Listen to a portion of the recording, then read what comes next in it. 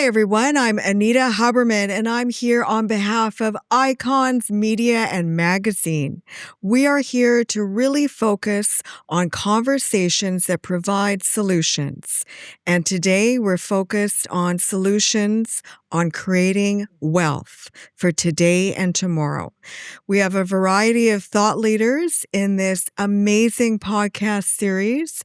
And today I'm joined by two amazing thought leaders in British Columbia around mortgage investments and how they are important, a critical element in terms of our economic development foundations in this very uncertain economic environment. I'm pleased to have with me two amazing colleagues around entry and risk in the real estate sector. Please. Chetna Mathur.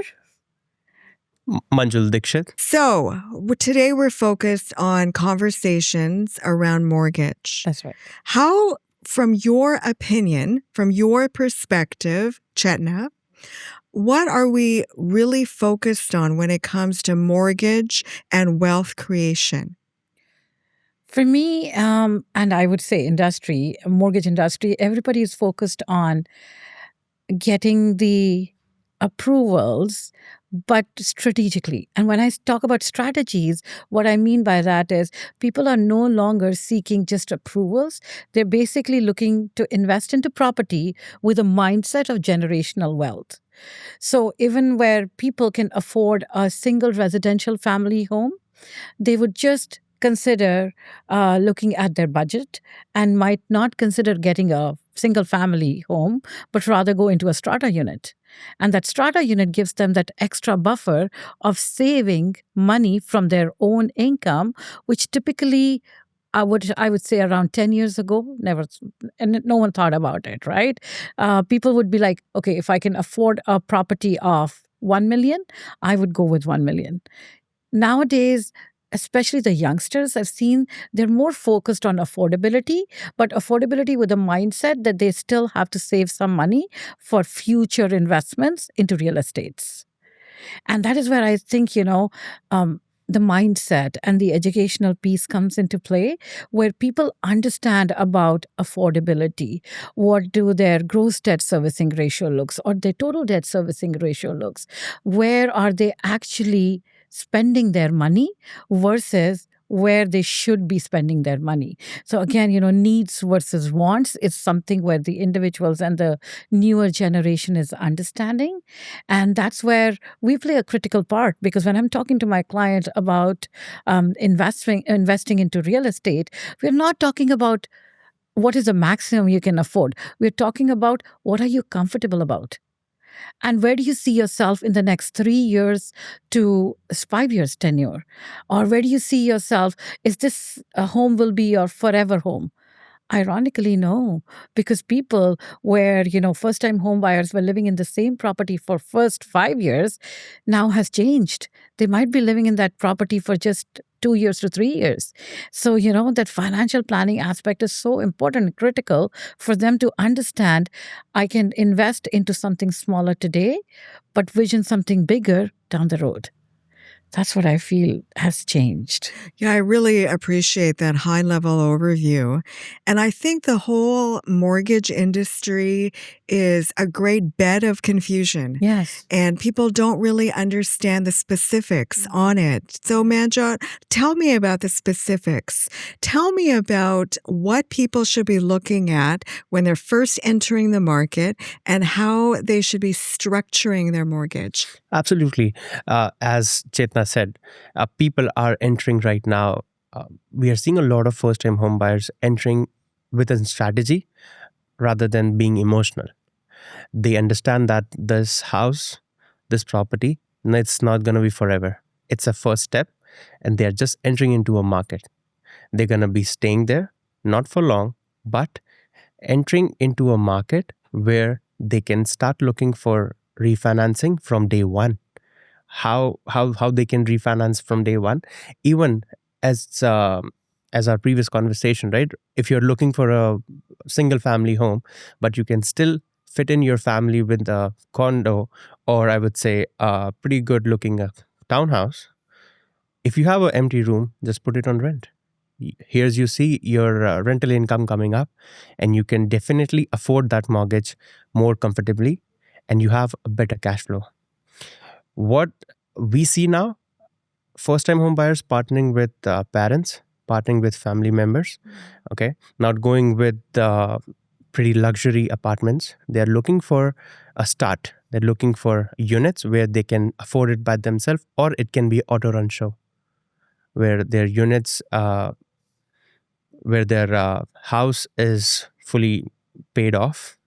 The mortgage is covered by, should we do it again?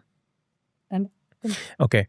So where their payments are covered, strata payments are not very much high, and they are living comfortably. At the same time, they're investing. We also see people going forward not putting 20% down payment. Why? Sometimes it's better to put a 20% down payments, but people also are thinking right now, I have $25,000 right now.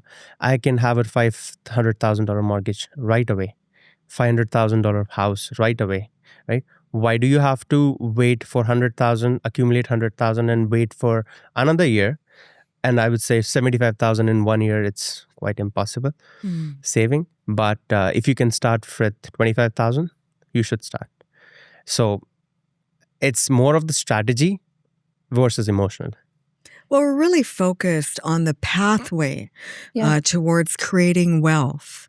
And when you're talking about the different structures, there is this very gray, confusing area about leverage and over leverage and trying to create a balanced approach. And whether you're a first-time home buyer or, residential commercial, or whether you're a mature buyer and you're still on that pathway of creating wealth, first of all, explain what leverage is and what is that balanced approach between leverage and over-leveraging. So let's conclude this leverage and over leverage in one line. Emotional leverage brings in stress, and smart leverage brings in opportunity, brings in comfort. Yeah. If you are very emotionally leaned toward one property, which is a little bit out of your budget right now, okay, at the same time, you need to understand that banks are doing stress test. Banks are qualifying you at a higher rate right now.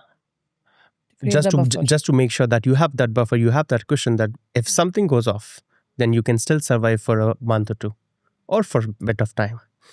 But if you're thinking smart, logically, if you're going with a 2-bedroom condo instead of going with a 3-bedroom townhouse where you only have 2 people, 2 family members to live in, why don't you go with a condo? Why are you stretching yourself, and why are you putting yourself into a cashless thing where you don't have buffer to enjoy your life? But that's where I've also seen, Anita, clients are now open to doing a pre-approval rather than just saying, I'm going to go emotionally and select a property and then seek mortgage afterwards. No, that's not the case. You would see people want to know how much is their buying power. And then that's where I feel individuals and professionals come into play, and they have to educate the client and ask them, what is the main goal and how are we planning for future? And for us, and I know, when Manjul and I, when we speak to our clients, we ask them, what is left behind? Absolutely. Right? If something goes off, because you are not going to enter in an empty house. Yeah. You need furniture. Yeah. You need your month or 2 months mortgage payment with you for you to be emotionally stable. 6 months. At least 6 months. World, yeah. At least 6 To months. be Yes, on the absolutely. safe side. On the Yes. safe side. Yeah. And with all the prices going skyrocketing, it could be furniture to gas to anything, you have to be well aware of, which sometimes people might not like, when I ask and I say, hey, if you're investing 25,000, what's left behind? Chetna, what are the smallest decisions. There's an overall recipe. Well, let's call the recipe the mortgage piece of a person's investment. And then there's little ingredients. And the ingredients that are foundations of creating that wealth. What are those ingredients, those small decisions that people need to make a significant financial impact? For me, I always look at, and this is how I introduce myself to the clients as well. My vision is not to get you a mortgage. My vision is to create a source of investment for you that'll give you a return sooner or later. Doesn't matter when and how. So when people are wanting to buy a property, what they should be looking for is, are we looking a property for long term or short term? What is my capacity? What kind of profession I am in? And Anita, there's no profession that is right or wrong. But I'll tell you, a couple of years back, transportation industry was doing phenomenal. They were doing so good. And, truckers were, and all these transportation people in particular, were making anywhere between 100,000 to 200,000 annually. True. And, when we were doing financing for these individuals, no problem. They could afford, 800, 900, 1 million, $1.2 million houses. But given that same industry now with the gas prices, they're struggling. So had we not planned these individuals at that time to vision future, all those peoples would be struggling. And as a professional, I owe that responsibility to my clientele and the people that I'm dealing with. And I feel accountable for anything that was to go sideways down the road. For example, something like, you give a client a mortgage and you talk about insurances. I stop that self-talk in my own mind and I say, I'm having that conversation with the client right now. And it's my fiducial responsibility to make the client aware you are in this industry, or for that matter, you can be in any form of industry. And are you aware, if you're the only income earner in the family, whether your spouse can be on board as well or not, but something was to happen to you, how will those mortgage payments come? Will that come out of your investments? And if it is coming out of your investments, how will your loved ones be impacted at the end of the day? And people don't understand that. But that's when you have to say, you're not obligated to take anything from me. My only interest is to protect you. Go and talk to different people. See where you can get maximum benefit from, but sign up for insurance. Because we've seen people, a newlywed couple that just got married, we did a mortgage, and husband passed away on a motorbike. Oh my God. So, we were able to get back to our insurance company and their house was paid off. At least that peace of mind should be there. Oh, right? Absolutely, right? So something planning like that. is a part. Planning is a very strategic planning, I would say. Yeah, that It's recipe includes planning, absolutely. main ingredient. yes. And everything else comes after that. Talking to professionals, finding out your own opportunities, your own options, digging into it. Nowadays, ChatGPT is amazing. Yes. Type in, talk to him, right? You can find n number of options, n number of solutions just by tapping in. You don't need to go anywhere. You don't need to feel embarrassed like, I'm gonna ask a stupid question. No, ask it, please, before putting your money out there, because that money can be earned back, but your future, your stress, your peace of mind cannot be. Well, I think you're creating a foundation. Like when you use artificial intelligence, like ChatGPT or Claude, you are really doing your homework. But in addition to that, though, you also need the in-person experience to ensure that in this very ever-changing economy that you're getting the best advice that you can possibly receive. Absolutely. Because your clients are entering a market. They're making an investment and they are planning for unexpected scenarios, and you're helping them with those scenarios that they may not be thinking of. Right, exactly. So I'll give you a simple example. One of my clients just messaged me a couple of weeks back and he's like, I was researching about Smith Maneuvers technique. Would you be able to help me with that? And honestly, for a fraction of a second, I felt, had I not have read about it, it would have been something which I was clueless about. And we're so focused on getting the mortgages approved, we forget the strategies that include tax savings.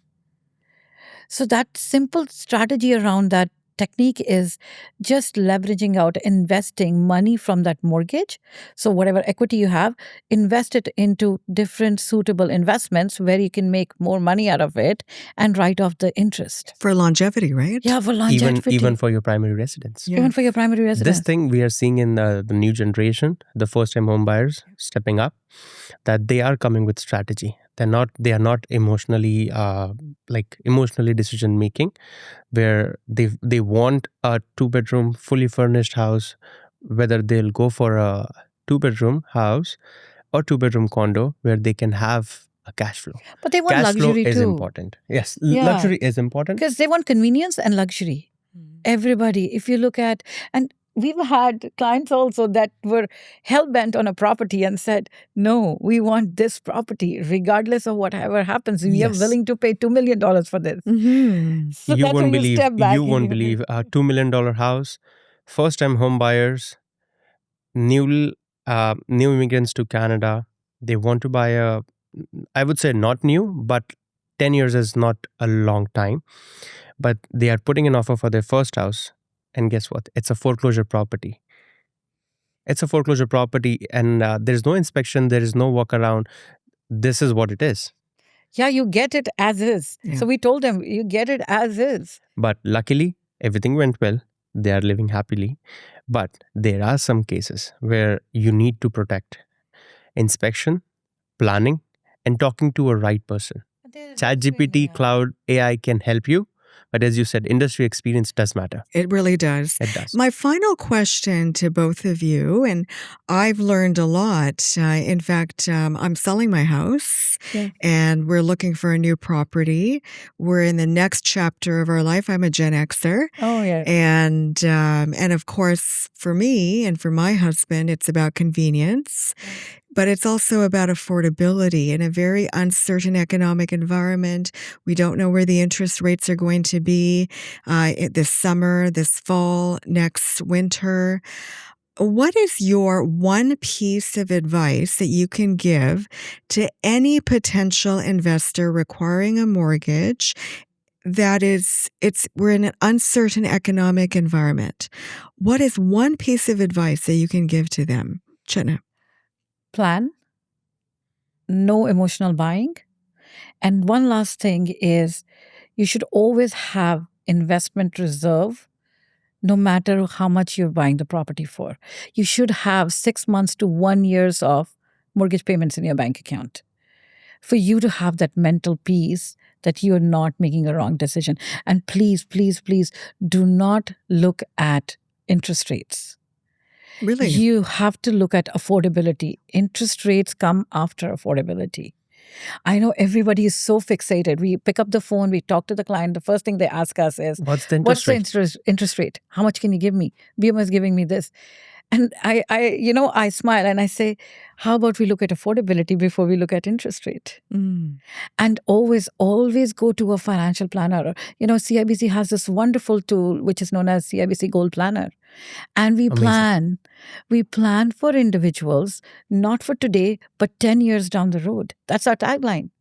And I tell my clients, I've done your mortgage. Now let's go into the banking center. Let's meet a financial advisor. And even as a leader, I did the same thing. I want those plans created and given out to them.